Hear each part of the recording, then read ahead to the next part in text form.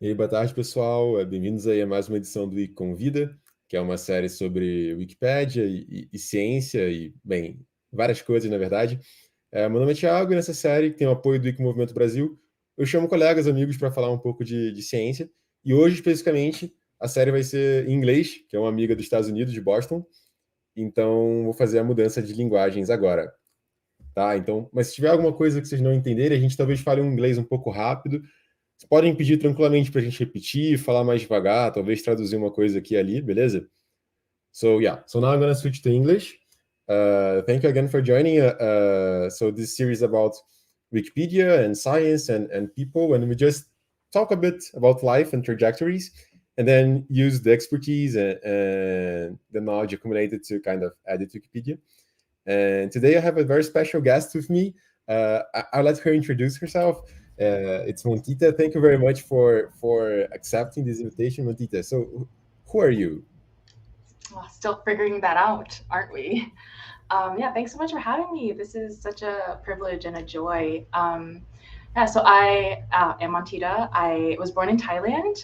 My family moved to the United States when I was 3 years old. So I grew up in Florida, lived most of my childhood and adolescence in Florida, then moved to Boston when I was 17 to start college. In college, I studied biomedical engineering and also gender studies. So a bit in the science, applied sciences at least, and also a bit in the social sciences and humanities. Yeah, I graduated from college in 2019. I pursued a master's degree in London in medical anthropology. Currently, I am working in healthcare consulting, which is an interesting place that I've landed for now. And I'm in the process of applying to medical school. So next fall, I'll be starting medical school and on my way to hopefully become a doctor. All right, that was a good overview of pretty much everything, I guess. But maybe now we can talk about the idea is just we talk a bit about your life and then we just added some Wikipedia. So you mentioned you're from Thailand. I've never been to Thailand and I actually don't know a thing about Thailand. So where are you from there and what's your current like? Do you go back there often? And how is your relation with Thailand? Sure, yeah. So all of my family, except for my mom, my dad, and my older brother, live in Thailand still. So all the aunts, uncles, cousins. So we try and visit fairly frequently. We haven't been in a few years, of course, because of COVID. I have gone on my own to Thailand without my family in the past for a few different reasons. Like I took a year off after my sophomore year of college, and I was working at the Thailand Development Research Institute, which is a social science think tank in Bangkok. So I was there for four months. But your family from Bangkok or for like countryside or So my mom's side is from Bangkok. They're very much like city people. All of them pretty much live, yeah, in the city. And then my dad's side is from a very rural province called Surin, Surin, in northeast Thailand. This is called the Isan region. And this province is also on the border with Cambodia. So my dad actually didn't grow up speaking Thai. He grew up speaking the like local language, which is like Khmer Surin. So there's an interesting history there of like Asian yeah. statehood. Of course, just like search Wikipedia. It's this place, right? Yes, Perhaps. yes. And it's so funny. So we have a mutual friend, Florian, who was in the same science research program we did so many years ago, 7 years ago or something. And Yeah. Florian had been to Thailand with me, and we went to this province together. Yeah. Yeah, I didn't speak much with Florian back then. Florian is he's German, right? I Mhm. remember he liked to photograph a lot, Yeah. or yeah. Yeah. Oh, that's cool. Yeah. And then and then you came to the US to Florida and you lived there like your whole childhood. And is there a big Thai community in Florida or not really? Not I really. have no idea. I knew like three. I knew like three other Thai kids. Two of them were like half Thai, half American. Like one Thai parent, one non-Thai parent, I think, growing up. I think most of the Thai people that I knew that were my age, their parents were also involved in the restaurant business. So my parents had a Thai and Japanese restaurant. That was like our family business growing up. There's not a huge, I would say, Asian American community in Florida in general. Yeah, so there are a lot of Brazilians in Florida, actually. I don't know. yes, That's my impression, at least. There are people here. It's the closest part to Brazil, right? So it's kind of easiest to get there. Yeah, like two of my best friends from high school, one who's visiting me next week, are Brazilian American families from Brazil. Oh, right. Yeah, that's good. And so moving away a bit of the Thai stuff and more about the science stuff, which is how we eventually ended up meeting. So how was your relation with science during high school, during like Yeah. what got you interested in this whole science thing? Yeah, for sure. Well, I think a little bit is, influence from society in general to pursue something related to STEM, right? Because there is like a bit of like a kind of hierarchy of different subjects, and often the sciences are at the top of the hierarchy. It's just the way things are. Gender studies definitely lower on the hierarchy. I was lucky that my middle school had a like pre-med program. And the coolest thing about this was that we, instead of one science class, we took two science classes a semester. And in the like pre-med track science class, we would do things like dissections. So for example, there was like a mink that was like preserved, and we would dissect it and like identify the different arteries, veins, This like that. in high school, like This was in middle school. So that middle was school. very Wow, early that's on. amazing. Yeah. Yeah. Like I still remember, like the carotid arteries from like where we were like peeling back the muscles in the neck to look at those. In middle school, that was really influential and formative for me. And then in high school, I think the main activity that I got involved in that deepened my understanding, or at least my interest in sciences, was Science Olympiad. So this was like an extracurricular science competition. There's one Olympiad called Science Olympiad. How is it? It's like an Olympiad for all the sciences. It's not like biology or Yeah, so it's different from like, I know there's like chemistry Olympiad, physics Olympiad, but I think those are more international, right? Like, you compete, and then the top from each country go on to compete at the international level. Science Olympiad is different. At the time I did it, it was only in the United States, and then I think they were trying to start it up in Japan. But usually there's like, I think like 15 or 17 different events, and the events rotate from year to year. But there are academic events, and then there are build events.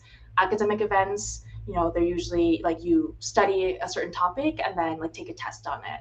So the topics could be like epidemiology or water quality, environmental sciences, forensic sciences, things that a lot of times you don't necessarily are focusing on in high school as like a class. All right. And were they like a spelling bee? You like it was, or it was like a written test? You had to answer them like live or So there weren't so the academic tests, it was more like you go into a room with all the other teams. It's like you have so your team has 20 or so, no, I don't remember how many people are on it. Okay. 15 or 20 people, and then each person does like 2 or 3 different events. So me and my partner for the epidemiology event would be called disease detectives. We would go into a room, and then there's like 20 other teams there from different schools.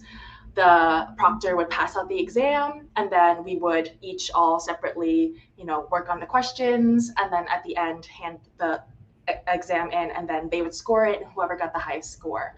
But then there were different events that were called build events, where instead of studying and memorizing a lot of knowledge and then kind of testing that knowledge via an exam, you would actually build something that would then get tested live. So a good example of this is like, I think it was called like, so it was like some sort of helicopter thing where you were building some sort of like helicopter out of like balsa wood and other materials, and then like rubber bands or something, and you would test that in a big like gymnasium, and whoever got their little helicopter to stay in the air for the longest then would win. So kind of like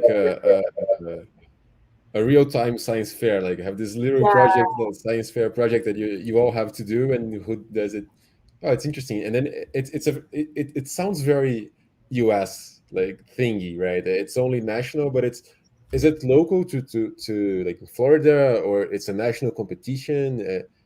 Mm, How big does it get in terms of the people that yeah. work in it? I don't know if every high school has a team, but it depends on the high school if they have someone who's willing to be a coach and if they have enough students and enough Mhm. resources, to be honest, to um, to invest in like building a team. Um, I think that it exists in every state, I want to say, but the level of competition is each year you would have the regional competition. So for our regional competition, that would just be like Mhm. Southeast Florida. So we would compete against other schools in All Southeast right. Florida. The top three teams in the region then would go to the state competition. So then the state is every participating school in the state. And then I think it's just the top team or the top two teams, maybe the top two, but I think it might Mhm. just be the top from each Yeah. state and then goes on to the nationals. Yeah. Yeah. And you went to the nationals, or? Yeah, our team went to the All right. nationals. Awesome. Yeah. Cool. Yeah. And then yeah, there's a lot of things to talk. So if you stay there, but eventually you got to Israel before you got to Harvard, actually, right? Mm-hmm. And how did you get to Israel? Because we met there. We met in the science program in 2014, I guess, in the Mm-hmm. Harvard, the Weizmann Institute. And how did you end up there? I mean, I remember that we were all there chilling in the students whatever region that we were, and then just the U.S. team came up, and like 10, 12 people, just doubled the amount of people in the program. And Mm-hmm. how did you get there? How was this process of getting there? Yeah. Yeah, so for me, it was an application. So I applied to that summer research, I guess, like scholarship, whatever it was called, Hmm. in my senior year. So it was a written application for us. I know it's different in other countries, like Yeah. I think in For me, it Canada. was the same, like a written application and then an interview, and yeah. Mhm. Yeah, so I was in a written application for us where we, listed, like I talked about Science Olympiad in my application. And I had also done research at the Scripps Institute. So they have a campus in Jupiter. Hmm. So that was something that I did this summer before I applied for this program in Israel. So I also was able to talk about some of my prior research experience. And then it was a phone interview. I honestly don't remember Yeah. what the phone interview was, but Yeah. just a couple of probably behavioral Yeah. questions. They asked me what colleges I had been accepted to. So at that point, I had been accepted to Harvard.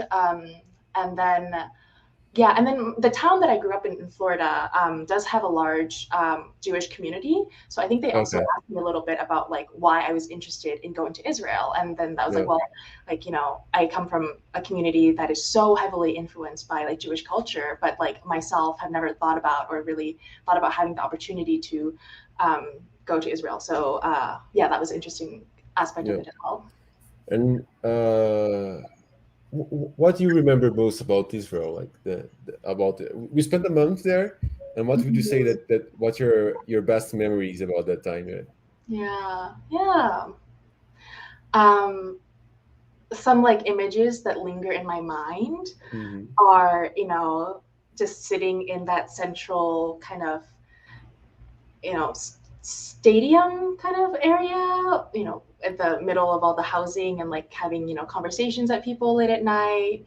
Of course, the traveling that we did. I think that was like the second time that I had been outside of the United States other than going to Thailand. So Hmm. it was like my first real like being away from my family, traveling experience. First time I drank, to be honest. Um, what else? I remember in the lab we were like extracting nerve cells from fetal mice. So there would be like pregnant mice, and then we would like cut them open and then like very delicately have to like pull out their like spinal tissue. And I thought that was really cool, but also really gruesome. Yeah. um, uh, yeah, yeah. Yeah. I It, remember. it has been some time. It was interesting because it was, I guess, it was, I don't know, people from 20 different countries or something like this, right? So we had a nice exchange there, and well, and with all the bonding and stuff, it was kind of a bonding experience too in that sense, right? It's and do you keep in touch with the people that you met there in Israel, or other than me and yeah? With you, of course. Who else do I keep in touch with? Because we met, I mean, then we met a year after that in Zurich. I went to Zurich for an Yeah, internship in yeah, science, and then randomly Montita was there, and then we met. I guess it was with Alex in Alex's yes, house in yes. the lake. Yeah. Yeah, because I was studying abroad in Venice and then had never been to Switzerland, and it's just a train ride there. So yeah, we did. Yeah, I haven't talked to Alex in a while though. People I keep in touch with most often, I would say, like definitely Florian, Jonathan Israel. I saw in the UK.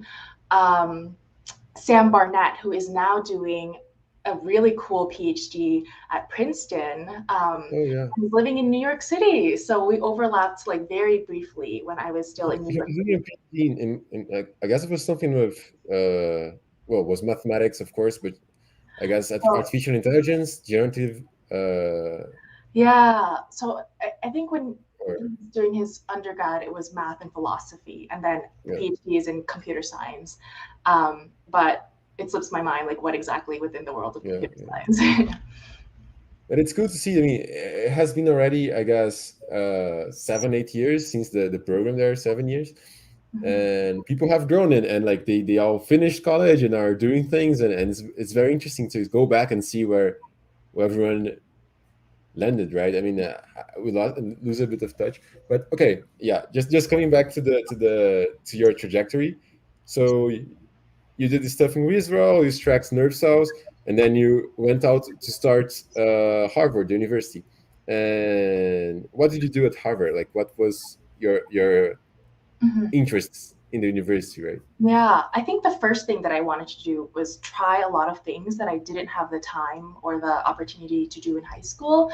Because in high school, most of my time honestly was invested in Science Olympiad. I probably did that for like 15, 20 hours a week sometimes. And then I was Hmm. also working at my parents' restaurant, so that was another like 10 hours a week.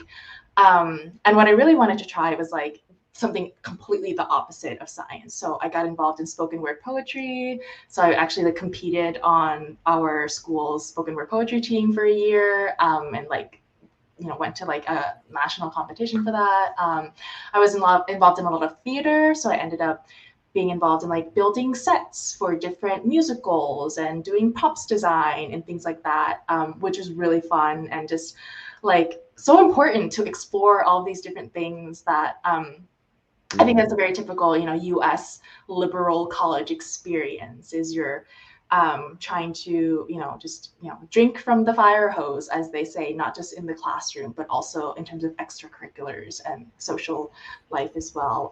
But I did end up studying biomedical engineering. I think that was like a combination of different factors. Like biology was always my favorite subject in high school because I think I just had the best biology teacher like ever. And I think that's so influential in terms of like your ability to connect with and like feel confident with your understanding of a topic. And what else? And then I think biomedical engineering in particular was like a really exciting field because Hmm. there was professors who were doing such cutting edge research and you could really see like, oh, there's like a lot of opportunities. Like if you want to work in the lab, like you can just email any professor in the biomedical engineering department and basically like Yeah. it's not. Well, the VIS Institute, it's VIS Yeah, the name. Yeah, yeah. yeah. Peace Institute for Biologically Inspired Design, which is associated with a lot of the biomedical engineering professors. So there was like just a lot of cool things happening, like 3D printing organs, or like trying to better develop the technologies that take us a step in that direction. So that would be like Jennifer Lewis's lab, or soft robotics, which is what Connor Walsh does, and he teaches a class in medical device design that utilizes kind of principles of soft robotics. So that was Hmm. always like cool, like biology, but also building things. But this was like I'm not super familiar with the system in the US. You had some years that you didn't have to commit to bioengineering. It was something that you did like in your second year or so that you made this decision, or Yeah, so it really depends on the university. Some of the friends I have who went to different universities did have to declare from freshman year what their major was. Our Mhm. system, because it is like a liberal arts system, you were not allowed to declare your, we call them concentration, but it means major, until um, 3 semesters. And so until halfway into your second All year. right. Some people already know from the beginning exactly what they're going to study. And even if they cannot be in that major yet, they already take all the classes that are relevant to that major. And other people, like me, are a little bit more unsure, so take a few different classes and then take the Mhm. time to really decide, okay, like I like that class the most, and those professors the most, so that's what I'm gonna major Mm. in. Yeah, one thing that here in Brazil, when we do the test for going the exam for going to university, we already choose our majors. And one side effect of that is that everyone that I met in my class that I studied together during my whole university years, they are all biomedical scientists, right? And in your case, you would say that your closest friends from college are they also biomedical engineers? Are they also, or are they from different? Because this might be one thing that's interesting. Like people that are close to you are specializing in different kinds of studies, right? Mm-hmm. Yeah, yeah. Like we have, like my roommates in college. So the people I chose to live with because I was closest to them. The reason I met them was actually through spoken word poetry. So it wasn't through classes really, but through extracurriculars. Um, and yeah, one of them studied like history and literature and is now teaching and is like an amazing English teacher. And one of them is actually in medicine as well and is a third year now at Johns Hopkins, but studied philosophy, so still had a very different perspective in terms of Hmm. coursework that they were taking. So yeah, like I really liked having that experience of um, a diversity of thought among my friend group. And then you still had that kind of close-knit experience among the biomedical engineers in the classes that you would take, because a problem set, like we were all struggling at 4 a.m. the night before we had to turn it in, and we would have those bonding experiences of being in office hours and like crying over I'm exaggerating, but not really. I do remember crying over some like MATLAB problems that were just like All right. but yeah. Yeah, uh, I'll take this MATLAB thing to kind of go back in time and not the crying part, but I remember visiting Montita there. I went there for a competition to Boston, and then I remember two things. One was going to a statistics class with a very interesting professor that he had these props, and the props were I don't know exactly what they were, like these big cards and this loaded dice or something like this. You were already in biomedical engineering then, right? It was already inside this course. And I Yeah, yeah. remember also in class, it was a very advanced calculus class that I kind of went together. And I remember not understanding a thing the professor was talking about, but there was pizza and cookies. Harvard seemed like a nice environment. I'm just like sharing these memories to kind of lean into the question. So, what did you like the most about the classes in Harvard, and what did you like the least about the classes themselves? Right, you in the class participating in. Yeah. Mm-hmm, mm-hmm. Yeah, that's a really good question. The classes are very diverse. Like I had, Yeah. in my gender studies classes, sometimes it was 6 people in a class, all doing, readings and then having these like close, intimate discussions about them in section. And then organic chemistry was like 400 people in a room, right? One professor, like huge screen, like you can't, yeah. So it's a huge range. So maybe I'll just talk about like the biomedical engineering courses because that was the majority of my coursework. Yeah. No, Uh, you don't need to talk about the majority. You may talk about like one specific that you liked, for example, or yeah, yeah. I really loved my fluid mechanics class actually. All Yes, right. 23, I think, Introduction to Fluid Mechanics with Shmuel Rubinstein. I took the class in junior year and then I was a teaching assistant for the class in senior year. It was like brilliant when I took it. I think when I took it, I was really lucky because so the professor is amazing at explaining different concepts and is very generous with his time. So like anything that I was not sure about, I could go up to him after and ask him about. I think the content itself also is really interesting and useful, right? Like I still remember Bernoulli's equation, like off the top of my head, like if I needed to. Like, but do you need it? Like, do you find use? I mean, you said you love the class, but now you're going to this MD, PhD in medical sciences and anthropology. So, do you like, see that this whole fluid dynamics engineering? How does that influence your professional yeah. goals now, like your life goals in that sphere? Yeah. So it was very useful when I had to take the MCAT, which is like the qualifying exam to apply All to right. medical school, because there was All right. that topic on it. And it was like, oh yeah, I remember this, easy. I will say maybe like if I went into, for example, like cardiology or cardiovascular surgery, like it might be useful if I'm maybe thinking about becoming kind of involved in medical device design in the future. It might be good to just have like a working knowledge of that, even if I'm not deploying it.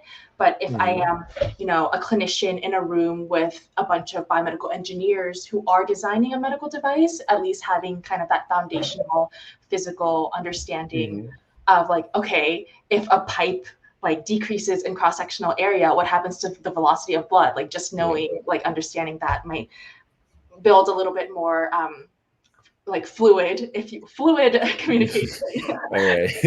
I got it. But Good. the class was really good because the instruction was great, and then we also had very interesting labs where you could like see the principles that you were learning in the classroom in lectures play out in the lab. I still remember like the diffusion lab that we did where we built like a microchip like channel and like run fluid through the microchip of different concentrations of chemicals, and then you could see like as these two channels flow together as the diffusion happens across the channel, and like, okay, if we plot that out, does that map up with what we would calculate and expect like theoretically. And then there was also like a final project where you would bring all of that together but through a topic that was interesting to you. So my friend and I did a fluid project about ventricular septal defect. So this is like a birth defect where you have a hole in the wall that separates the chambers of the heart. So it's like an interesting fluid problem. Other people did things that were totally different than that.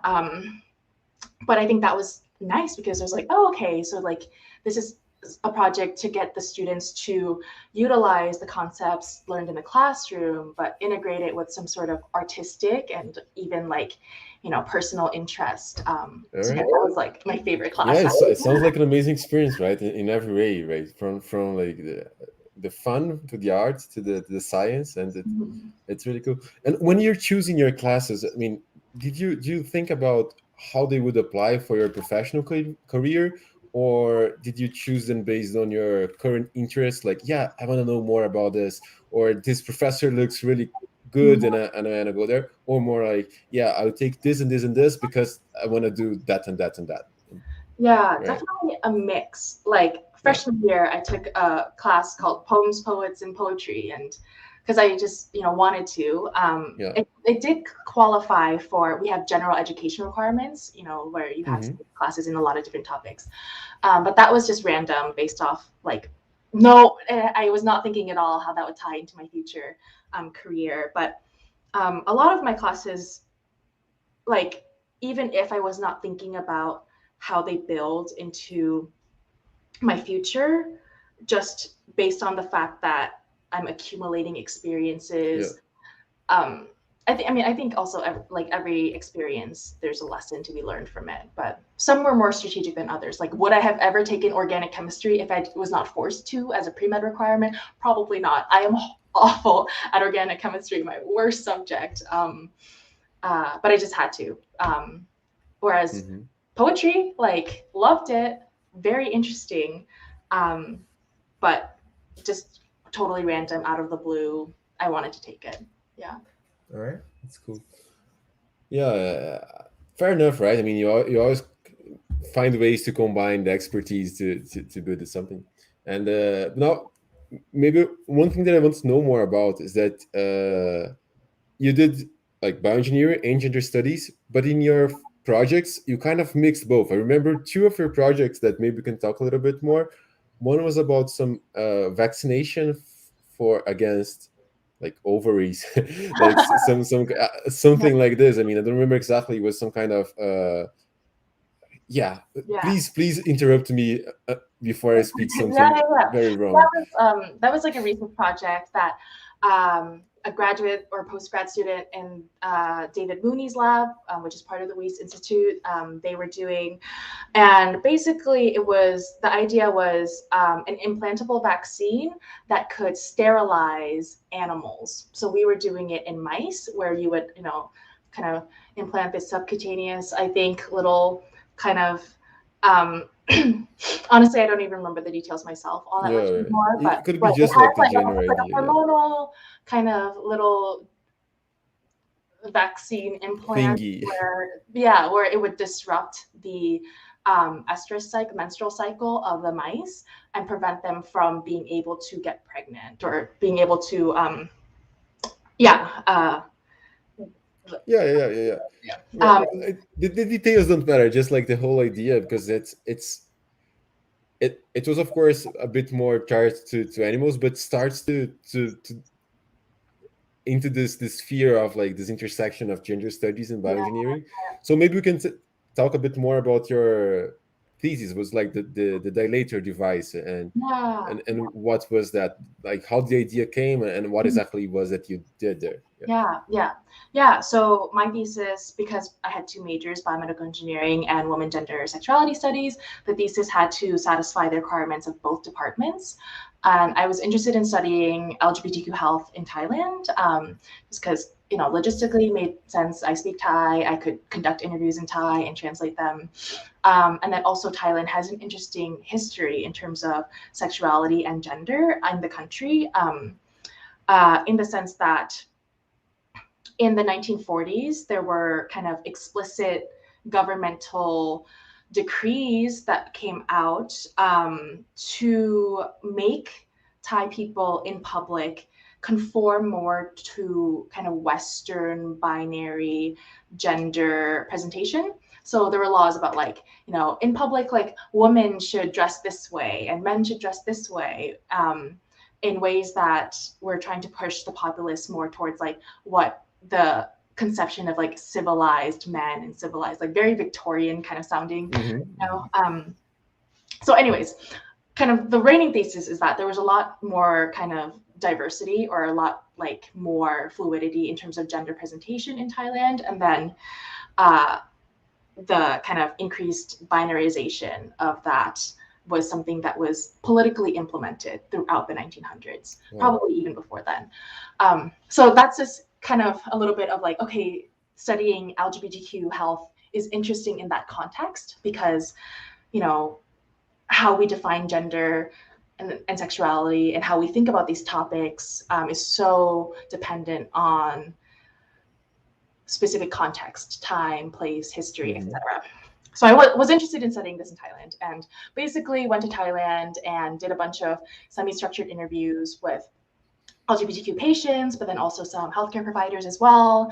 I also did some, in anthropology, we would call it participant observation or like field work, where you just go and you take a lot of field notes about things that you observe. So I went to, different classes in universities about like queer theory or different community events, like film screenings and things like that for the LGBTQ community. And then in all of that data gathering, kind of the central question was like, so what are the barriers to health and well-being for LGBTQ Thai people? And then the biomedical engineering component of that was, given the barriers and the issues that people talk about, how could a biomedical innovation address one of those barriers? And it was a bit of a contradiction for me because most of the issues people face are not biomedical in nature. It's social, it's political, it's discrimination from family, from employers, and economic. Like, you just don't have the money to go to a private hospital that and you kind of have to force a bioengineering solution on that, right? I feel that in biomedicine all the time. Like, yeah, I'm studying like molecular things in malaria. It's not. I mean, it's not a PCR in the lab that's gonna solve the issue. It's like I can listen. So you had kind of this two sides, but you had to do something with bioengineering, Yeah, right? Yeah, exactly. So really the only things I could think of, so like with this also, this was an undergraduate engineering project. I was not going to invent a yeah. new rapid test for HIV that could be cheap and mass deployed, right? Like that was maybe something that could be a lot more helpful, but not within the realm of what I could do. So a couple things that came to mind are like binders. For folks who want to kind of minimize the appearance of their breasts, right? Like chest binders for that purpose. And then also the dilators that people use after having gender affirming vaginoplasty. So like historically, this would be called M2F surgery, like male to female bottom surgery, but like that's a bit outdated language. But yeah, so vaginoplasty, the dilators that currently exist, they're just like some plastic tubes. I talked to a surgeon who does these surgeries in Boston, and he said something that like really stuck with me. He was like, yeah, there's been no innovation in this space because there's no money in it, which was a really like uncomfortable but honest thing to say. Yeah. And then the last thing I'll say about this is that I looked into the archives of this surgery, because there is a condition where like folks who are born as cis women just like do not develop a vaginal canal.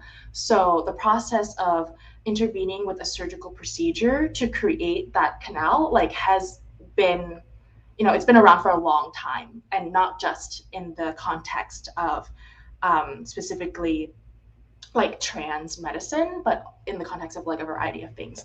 And then I came across this like doctor's note from like the 1800s. I was like, oh yeah, like in order to like preserve the canal after we did the surgery, we just told the patient to like put a candle up there. But in my head it was like, okay, like a candle is not too different from kind of like the plastic cylindrical tubes that people currently use as dilators. So that was really like, oh yeah, like 200 years there's been really no change in the standard of care. So it was fun. So you were like working on that and trying to develop a dilator. It was like there was a practical side to it to actually design and so build one. The steps were like, first like defining like what the needs are, like what would be the important innovations to make, which is, I mean, is not hard. Like if someone were like a legitimate mechanical engineer, they could like build this very easily. I am not a legitimate mechanical engineer, but basically like, okay, how do we just create a dilator that would be wearable, and that, instead of having these like inert tubes of different sizes, like 6 different plastic tubes, just have one device that is wearable and that can like dilate to different sizes, right? So it's not rocket science, like it's so simple. But it's an interesting, I mean, it sounds like an interesting engineering challenge too. I mean, I think it's simple, but it's simple in a way that you can make it very complex in terms of material science so, and I think it's not linear, right? I mean, you're doing this, but it's not that you're going to solve the whole 200-year challenge in one undergrad semester or whatever, right? But it's interesting that you did this, and then you finished your thesis. We have to go to the Wikipedia. Unfortunately, I have to do this. It's part of the thing. But just before we go, I want to quickly know more about. Then you finished undergrad, did this thesis, and then you worked a bit here and there, and then you did a master's. I want to know more about your master's. You went to London for a master's. How was that? Yeah. So I did a 1-year master's in medical anthropology in London. Honestly, it was a really formative experience, I think, as well. Mostly because of the people I met. I was living in this like international student dorm, so like speaking to kind of young women from the global south in other countries and hearing their perspectives on the patriarchy and feminism and like their own struggles with that in their families, in their local context was like really interesting to me. I mean, I did write a master's thesis about how we can apply anthropological kind of frameworks to the process of medical device design. So kind of building on a bit of the work that I had done in undergrad. But that thesis was only like 3 months of work compared to my undergrad thesis, which was like a year and a half of work. So it was like a lot like lower in terms of intensity, I would say. But it was confirmatory. Like I did feel like, yeah, like I could want to continue investigating these questions at the intersection of social experience, individual experience, and health and well-being, which is why I'm applying to a PhD now. All right. Yeah, I think that's a good thing about the masters, right? I mean, a lot of people nowadays are skipping masters and go direct to PhD or MD PhD programs, and that part of the masters that you kind of confirming, yeah, I want to invest 4, 5, 10 years of my life on that subject, and it's good to have this let's say this confirmation step, right? I guess I felt this for the computational biology thing that I went, and apparently you felt that also for medical anthropology and for you got this affirmed. Yeah, absolutely. I feel really lucky to have had that time because I think in terms of like opportunity costs, right? What is a year of my life to confirm this opposed to starting something that 10 years from now, after I finish the degree, I realize that I don't actually enjoy. Like, very worth it. It's good. I mean, if you have the time to take the time and decide with a bit more calm, it's always good. Yeah, and the resources, the time. And the resources, by time, I of course mean resources, and that's good. I mean, it's great, Montita. I know that you could keep talking for a lot of more time here. There are not many people watching, but it was already expected. But the people that are watching, if you want to make any kind of questions and say in the chat, please just say anything here. It's an open space. And now we can go to the Wikipedia side of things. Is that all right? Yeah. And the idea is that we added a bit Wikipedia here and there. I'm gonna share my screen quickly, and I'm gonna expose an article about Montita at the Huffington Post, the HuffPost, from some time ago, right? And why she doesn't think of herself as intelligent. Cringe. Let me dissolve, please. And it's a very good text. I actually found it really mature. So congrats to the 2013-year-old Montita, right? The text is all about. You do remember about this text specifically and what you wrote there? Vaguely, I remember what it's about, but I have not read it in years and years because I've read it today. So you're basically saying like, intelligence is something that you kind of, in many ways, it's a gift. So people should value more hard work and dedication and other things than just like plainly valuing the geniuses and like my early opposition to biological essentialism. Very, very interesting, right? I mean, you had this like this thing that genius, the term genius have such a positive connotations, right? The term try hard is almost invariably used as an insult. Nice text. But the most interesting thing and why I'm bringing this up is that you mentioned like that I guess I should give some pretest what is this imposter syndrome, and according to Wikipedia, my ever dependable go-to source of information, blah blah blah. So this is fun. I mean, now we're doing the round tripping, right? So coming back to Wikipedia and we have a question in the chat here. It's from a friend of mine, Cesar, who's currently doing his postdoc in Oxford there. Great to hear Montita, amazing path, sort of unrelated. What's your opinion on the transgender sport debate? Do you envision bioengineering helping to define the clear limits of fairness in terms of sports? Yeah, that's a really good question. Really, really good question. Really difficult. There are a few bioethicists who have written about this. I would say kind of my opinion is that like with the case of Caster Semenya, where someone who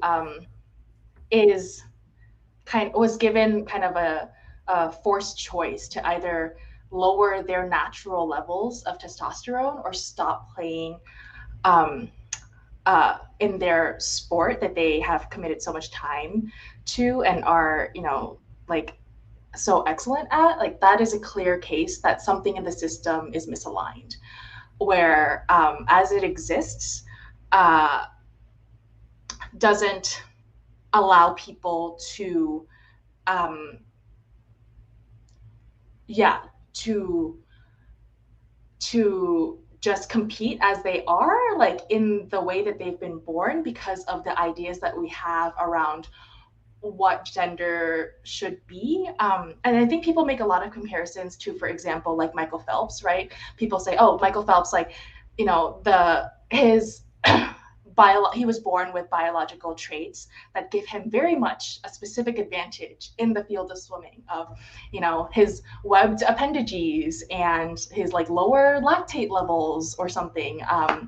I don't remember exactly what it is, but it's like, this clear question of what does it mean to be born with like quote unquote biological advantages? And why is it that when they are in the realm of something associated with gender, like testosterone levels, they're considered unfair? And where they're in the realm of something that is kind of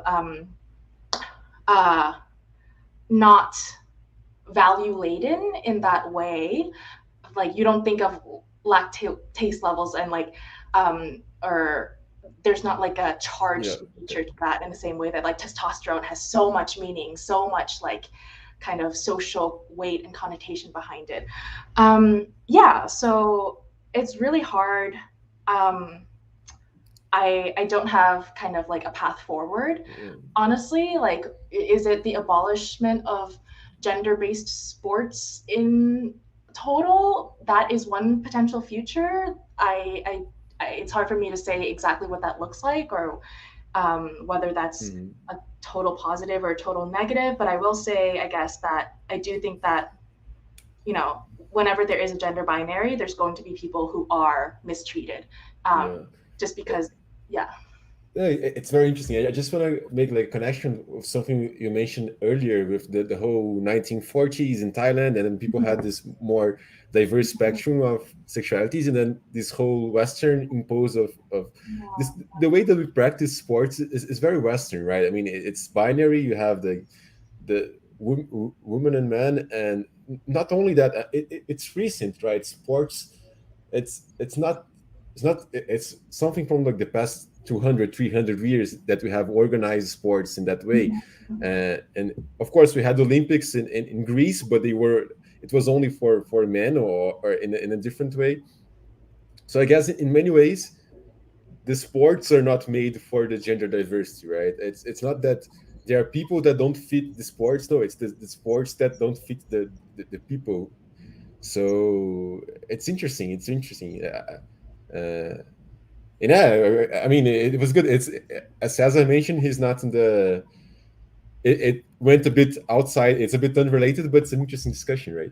So I think that's like one of like the kind of topics where these issues come to a head the most, and there's like the most vitriol around this conversation. And personally, like sports were never a huge influence in my life, so I think that it's also harder for me to have a stake in it, because I didn't grow up being on a sports team. I didn't grow up watching sports, where my life would be fundamentally changed if gendered sports were abolished. So for me, it's easier to just say that flippantly, because like they're like my life would really not meaningfully change at all.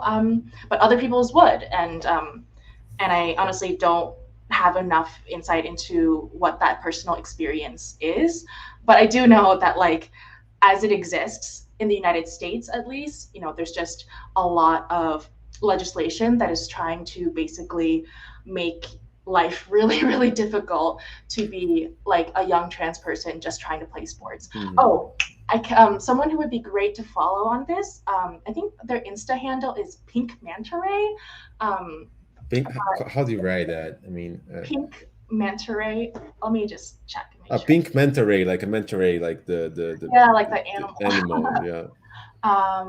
Pink Manta Ray. I can share your screen. Can I share your screen, or just wait a bit? Let me just pull up the Insta. Yeah. And then we really have to go to Wikipedia Sure, otherwise. something to share. All right, pink Yeah. mentor rate. Yeah.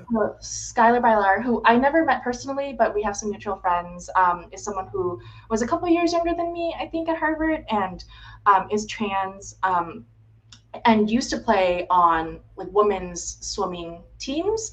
And then once they got to Harvard, had to decide if they wanted to, I think, swim on the women's team or the men's team. But anyways, it's like, you know, someone who has lived this experience of navigating a gendered sports landscape, going themselves through the experience of transition. So I think their perspectives would be much more valuable than mine on this. But someone who's, they've been very instructive for me as well to learn more about these topics. Yeah, that's amazing. Yeah. I think that's one of the cool things about Harvard also, is that you get, it's a lot of people and a lot of really people like Pink Mentor there that really like have a position and make things different. Yeah. All right. So we really have to go to the Wikipedia thing. Just so, because why do we have to go to the Wikipedia thing, right? Because Wikipedia is something that influences young writers all over the world, and it's important. So in some things in Wikipedia, for example, we're just mentioning about male to female surgery, which is apparently not the correct way of saying it, but still in Wikipedia, the sex reassignment surgery, it follows a male to female handle. So would you say that this is not like the best way of saying that currently? Yeah, it's hard for me because as someone who myself, like, I mean, we could go into what my thoughts are on my gender identity, but I don't know if it's my place to actually be the one saying I want to change this knowledge, right? As someone who maybe isn't in the community, does that make sense? No, I'm not saying that we should change it now. I'm definitely not saying that, especially because this would be complicated. But it's important that people will look at it and say, all right, so maybe this is not something that I'm comfortable with. Maybe this whole topic should be addressed in a different way. And every page on Wikipedia, it's in Portuguese, so I apologize for that. But there is always a page and a discussion page. So you can discuss, and there are a lot of people discussing and bringing questions about.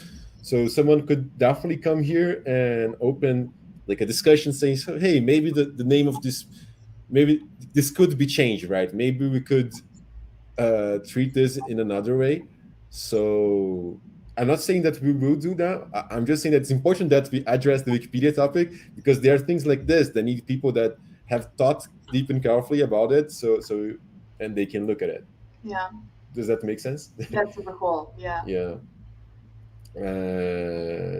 Yeah, and that applies really for all places. So there's one thing about Wikipedia that is, we have about 250 or 200 and something different Wikipedias for different languages. And while I edit a lot on the Portuguese Wikipedia, I have very little knowledge about how things work on English Wikipedia. I edit here and there, but I don't know how it goes for beginners. We tried to edit some stuff before, and it didn't go super well. But maybe we can try and do some things here. I'm just like, yeah, I don't know. Do you have anything that you want to ask and or do on Wikipedia, Montita? Or yeah, this is so new to me still. And yeah, we tried to edit something earlier with my account, but maybe it's too new of an account, and the way the US one works, it has to be like reviewed or something. Yeah. Let me see. I think that one thing that is, I mean, if you're starting to edit Wikipedia, I think that the lowest barrier that you can do is to add these blue links to other pages. So, for example, and preferably avoid topics that people get heated about it. So things that, for example, gender studies, it's something that you might have problems, because as it's a very open system, there are trolls. It's like the internet. So we try to control it in many ways, but something like the Alzheimer house where Montita lived there in Harvard. And with this is the bell tower room or something like this. Yeah, And yeah, there's even like some paragraphs about the bell tower suit. I mean, it's yeah. and Oh, that's so funny. I don't know if I've ever looked at this. yeah, Oh, I didn't know that. Apparently, apparently Zuckerberg met his wife there. we're so And sorry to the world. We are so sorry. yeah. I I went the first time I went there in Harvard. I stayed at the bell tower room, right? And Yeah. Because you were staying with, I think, some Brazilians who were hosting. yeah, some Brazilian dude, and then I met you randomly at the house. But for example, one thing that it's no one will really complain is that if you make blue links to the name of people. So for example, here it's mentioning, I don't know. Yeah, the current faculty deans are Anne Harrington and her husband John Mhm. Durant, and I can just like select here Anne Harrington, make a link to Yeah, she is. Yeah. Oh, I didn't realize that yeah Anne has her own Wikipedia page. yeah and yeah a lot of like high profile professors have Wikipedia pages about them, and there's actually a very large effort to make this something and for many reasons, and yeah, and this should work. And now there's a blue link to her, and maybe Montita, maybe we can try and do something like this there. It will probably not work but we can try and do it anyways. And I'll share your screen here. Yeah, your screen is shared. Okay. Should I also try to edit? Can you just keep editing Yeah, the yeah, yeah, profile yeah. page? That sounds good. Um, Now my edit is already there, yeah. so So I could click on. it's live. And if you want to add it like about Ain, you can also do that. Yeah. For So example, there's like University of Oxford. Yeah, there should mhm, be a link there, right? And then edit. add it. All right.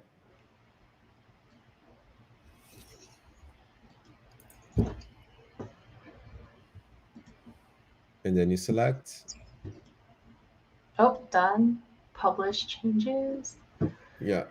And you don't need to describe. You just publish. And There oh, we your go. edit was published. So Oh, that's these are. good. Apparently it worked. Mm. I'm gonna get my screen here and refresh and see if it happens. And yeah, the blue links here. Yes, it worked. Yay. That's good. Perhaps the imposter syndrome page that we were editing before, it's a protected page. There are some pages that have like different levels of protection. Mm. Uh, this page probably anyone can add it and won't have a trouble. But if you want to add it, I don't know, some page about a high-profile politician, you Mm. will need some degrees of clearance, let's say, to add it that. Oh, So but that's that's cool. So maybe we can add some more blue links there, and you can play around with that. yeah. Wait, I want to hear more about this though. Like who determines what level of security a page is? Okay, yeah. All right, that's a good question. It's the community, right? Is this entity called the community? And what happens is that sometimes I'll go to a protected page here. I don't know. Yeah, I was also thinking Obama. I was yeah. like, I mean that's the obvious one, the second obvious one, but the obvious one I just won't go. And and yeah, so this page has these two things on the right side. I mean, it has a star because someone that said that article is good, it's complete, it has a lot of information, and it's also semi-protected. And if I click here, there's a whole page about the protection policy of Wikipedia and how it goes. And basically what happens, it's whenever there are people vandalizing a page, someone may go to an administrator, someone has rights to say, hey, can you protect this page?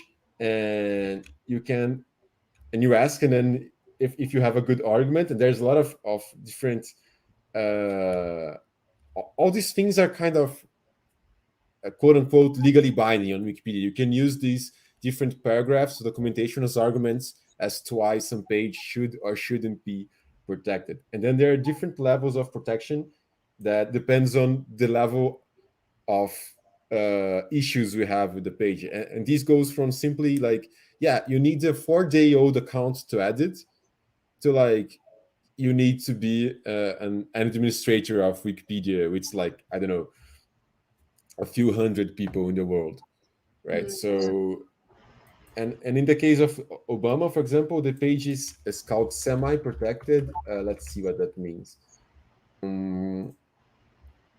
Yeah, you cannot edit from an IP address, and you need an account that is 4 days old and 10 edits. So it's not really a super protection, but it's already something that prevents people for just like creating a new account and spamming something. And it's not that it would get detected quickly, but it adds workloads to people that are already volunteers. So yeah. There's this whole like community, but I think that the important message is that you don't need to know everything about this. For example, we just made this small change to a page, and this is already good. This page, like, people access it, and now it's a tiny bit better, but it's already like live in the world, right? So whenever the Alexas and Googles of the world, when they pull up this page about Anne Harrington, they will have this computer accessible way of connecting her to the University of Oxford. And this has implications in terms of how knowledge flows in the world. You can make many changes at once also. You don't need to just make these small changes. But yeah. Yeah, and I guess the cool thing about having this power and knowing about it is that now whenever you're using Wikipedia as a source of information, you can just like change things here and there and clear, right? And if you have any questions, now you know that you can ask me, and I will be super happy to help in anything like this. Yeah, absolutely. Thank you so much for teaching me how to edit, and then starting to teach me about the different levels and politics around that. But no, really, really interesting. I'm so glad. Yeah, I mean, for me, it's a pleasure because I also rely on Wikipedia a lot, and the more people are familiar with the system and know what's happening and know how to contribute, Wikipedia is like, for me, it's the part of the internet that really has worked out well. I mean, it doesn't have any kind of marketing or anything like this. It's really, it's not tracking your data and selling it. Yeah. I mean, of course, a lot of people that track data use Wikipedia in many ways. So yeah, there's nothing we can do. But the more the people are familiar with the system, and I mean, if people like you were taking a look at the pages about gender, I will be more confident in going to Wikipedia and trusting the content there, right? So it's not you that has to thank me. I thank you for the time, because even these small modifications is already really good for me as a Wikipedia user and for a community. So yeah, so thank you very much and thank you very much for joining us. I think we reached the time of the event here. So thank you much for sharing this trajectory and everything. And do you want to say any last words to the public here? Oh, just any message? Tuning in. Yeah, I mean, if anybody wants to ask me anything about all the things we talked about, definitely feel free to, I don't know, LinkedIn me or something. Pretty responsive on there. But yeah, this was really great. It's so nice to catch up with you too. So nice to see you. Yeah, and I hope that we stay in touch more. Yeah, let's stay in touch. All right, so thank you. I'm gonna end the broadcast now. Bye everyone, and see you next time.